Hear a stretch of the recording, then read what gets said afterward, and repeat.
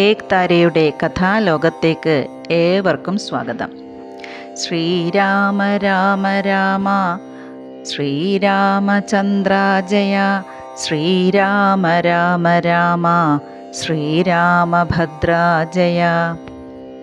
പുത്രന്മാരുണ്ടായ വാർത്തയറിഞ്ഞ ദശരഥ മഹാരാജാവ് വളരെ സന്തോഷത്തോടുകൂടി ഭൃത്യജനങ്ങൾക്കൊക്കെ സ്വർണ്ണാഭരണങ്ങളും പുതുവസ്ത്രങ്ങളുമെല്ലാം ദാനം ചെയ്തു.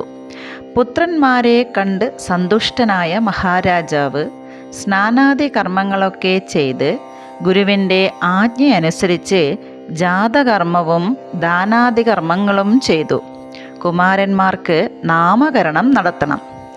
അങ്ങനെ ശുഭമുഹൂർത്തത്തിൽ വസിഷ്ഠ മഹർഷി കുട്ടികൾക്ക് നാമകരണം നടത്തി.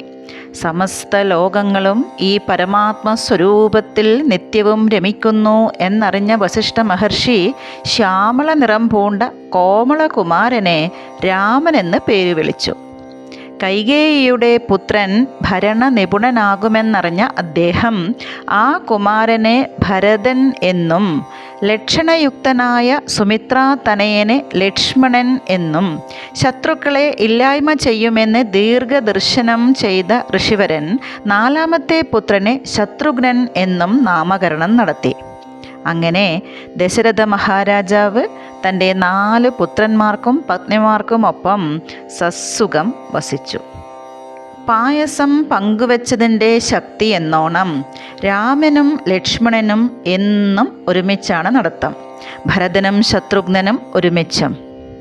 ശ്യാമള നിറം പൂണ്ട ലോകാഭിരാമദേവൻ കാരുണ്യമാകുന്ന അമൃതം നിറഞ്ഞ കടക്കൺ നോട്ടം കൊണ്ടും തൻ്റെ മനോഹരമായ കൊഞ്ചൽ, പട്ടുപോലെ മാർദ്ദവമാർന്ന ശരീരം, തൊണ്ടിപ്പഴം പോലുള്ള അധരങ്ങൾ, മുളച്ചു വരുന്ന മനോഹരമായ പല്ലുകൾ പുറത്തു കാട്ടിക്കൊണ്ടുള്ള ചിരി, നിലത്തു പതിയുന്ന 2 പാദകമലങ്ങൾ, നെറ്റിത്തടത്തിൽ സ്വർണവർണ്ണമായ അരയാലിലയുടെ ആകൃതിയിൽ അണിഞ്ഞിട്ടുള്ള ചന്ദനത്തിൽ പറ്റി നിൽക്കുന്ന കുഞ്ഞു കുഞ്ഞു മുടികൾ, കൺമഷി അണിഞ്ഞ കണ്ണുകൾ, കാതുകളിൽ മനോഹരമായ കുണ്ടലങ്ങൾ, സ്വർണ്ണ കണ്ണാടി പോലെയുള്ള കവിൾത്തടങ്ങൾ, പുലിനഖങ്ങൾ, പവിഴമണികൾ, സ്വർണമണികൾ എന്നിവ കോർത്തുണ്ടാക്കിയ മാലകൾ അണിഞ്ഞ കഴുത്ത്, മുത്തുമാലകളും വനമാലകളും തുളസിമാലയും അണിഞ്ഞ മാറിടം, ശ്രീവത്സത്തിൻ്റെ അതുല്യ ശോഭയും, മോതിരങ്ങൾ, വളകൾ എന്നിവയണിഞ്ഞ കൈകൾ, മഞ്ഞപ്പട്ടിനുമീതെ അണിഞ്ഞിട്ടുള്ള അരഞ്ഞാണം, കാലിലണിഞ്ഞിരിക്കുന്ന പാദസരം. ഒന്ന് ആലോചിച്ചു നോക്കൂ. അതിമനോഹരമായ കോമള രൂപം തന്നെ. തൻ്റെ സഹോദരന്മാരോടൊപ്പം ശ്രീരാമൻ അയോധ്യയിൽ തൻ്റെ ബാലലീലകൾ ആടാൻ ആരംഭിച്ചു. അവിടെയെങ്ങും ഐശ്വര്യം വിളയാടി. അങ്ങനെ കുമാരന്മാർ പതിയെ കൗമാരത്തിലേക്ക് കടന്നു. കുലഗുരുവായ വസിഷ്ഠ മഹർഷി വിധിപ്രകാരം കുമാരന്മാരുടെ ഉപനയനം നടത്തി.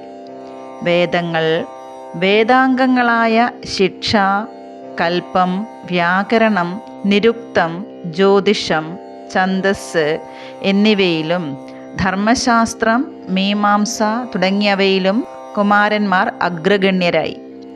ധനുർവേദത്തിൽ അവർ അസാധാരണ പാടവം കാണിച്ചു.